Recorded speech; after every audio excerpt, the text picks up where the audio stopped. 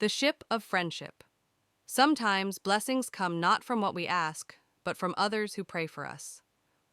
A voyaging ship was wrecked during a storm at sea, and only two of the men on it were able to swim to a small desert-like island.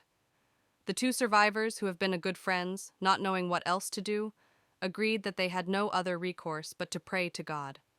However, to find out whose prayer was more powerful, they agreed to divide the territory between them and stay on opposite sides of the island. The first thing they prayed for was food. The next morning, the first man saw a fruit-bearing tree on his side of the land, and he was able to eat its fruit. The other man's parcel of land remained barren.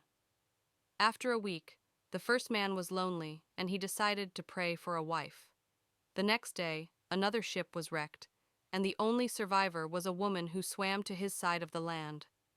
On the other side of the island, there was nothing. Soon the first man prayed for a house, clothes, more food.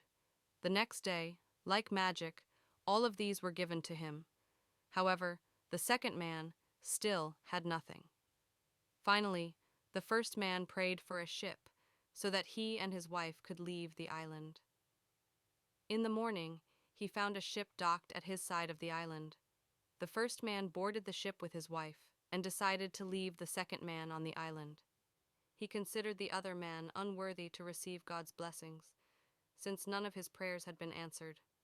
As the ship was about to leave, the first man heard a voice from heaven booming, "Why are you leaving your companion on the island?"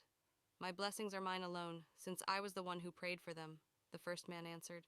"His prayers were all unanswered, and so he does not deserve anything." "You are mistaken," the voice rebuked him. "He had only one prayer, which I answered. If not for that, you would not have received any of my blessings." "Tell me," the first man asked the voice, "what did he pray for, that I should owe him anything?" "He prayed that all your prayers be answered." Morale. For all we know, our blessings are not the fruits of our prayers alone, but those of another praying for us, congregational prayer. Value your friends, don't leave your loved ones behind. Friendship, love, and communal prayer can shape our lives in ways we don't see.